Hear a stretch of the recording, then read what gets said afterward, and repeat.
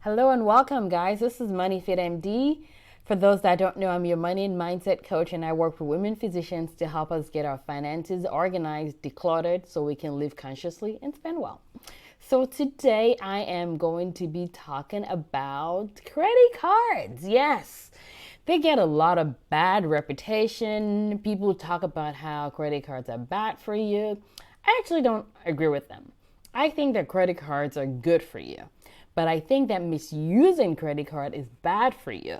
I mean, it's no secret that credit cards are actually not made for the people that need them, right? They're not made for people that don't have good amount of income. They're not made for people that want to overspend. No.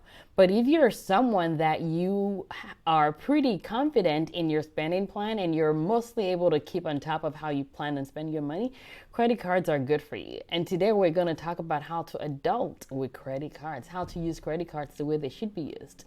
So before I go any further, if you're someone that you have problems or issues saying no to spending, meaning that you tend to overspend on things that you had not planned before, then this is not for you. Or if you're someone that you carry a balance at the end of the month, this is also not for you. Okay? So, I mean, all those behaviors can definitely be changed, but it's okay to acknowledge that maybe right now in this season, using a credit card is not the best thing for you until you work or while you work on improving things. All right, so for the rest of you, hang on with me. Let's talk about the pros really of using credit cards. So number one thing that credit cards can be helpful for is the reward system.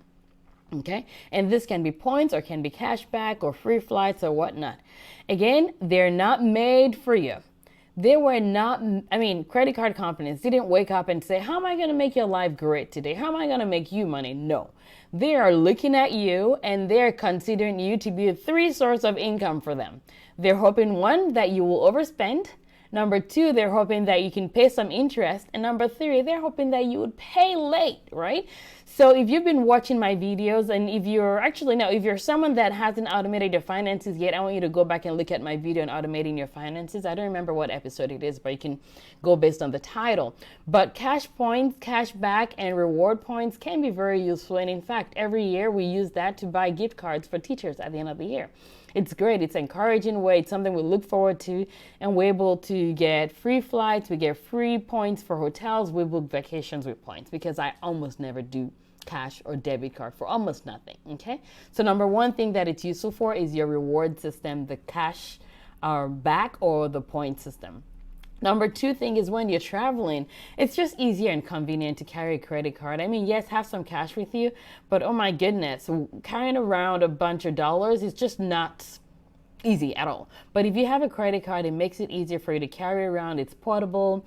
And then the other thing too is security, right? If you lose your card, it's very inconvenient, right? And it can literally mess up your vacation, but it's better than losing cash. If you lose cash, it's gone. If you lose your credit card, if you call your bank back, they will refund it to you. There may be a little bit of maybe $0 to $50 or so that you may have to, you may need to cover. Actually, no, that happens more for debit cards. But usually for your credit cards, it's just so much more safer than using cash.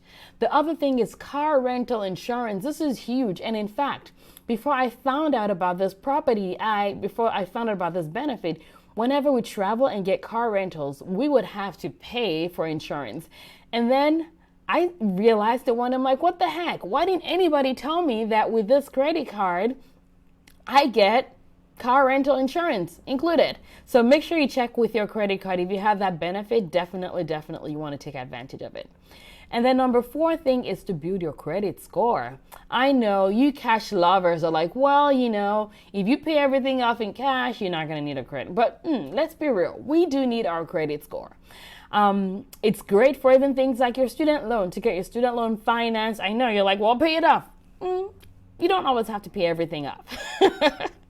Right? You have a plan for it, but while you're executing your plan, it's okay to have a good interest rate. If you're trying to buy rental properties, you're trying to build your wealth, the rates you get in depends on your credit score. So there are so many good reasons to have good credit score, but having credit cards can be helpful. The important thing is to not carry a balance, Number 2 is to try and avoid any late payments whatsoever.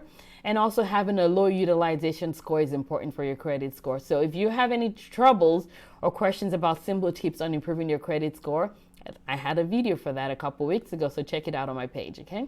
And then the other one I want to bring up, but I do want you to be very cautious about this, is the idea of your emergency fund.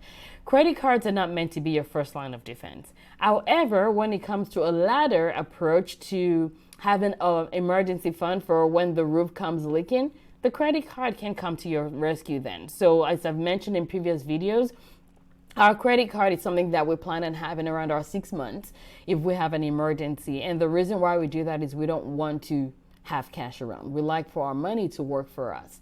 And so our credit card is something that we use in case of an emergency, but it's not our first line of action. All right, so these are some ideas of how to use your credit card as an adult. The important thing is, number 1, carry no balance on it. That's important. Never pay a late payment, never pay interest. And also you have to make sure you're conscious about your spending and you're not someone that has trouble saying no to spending.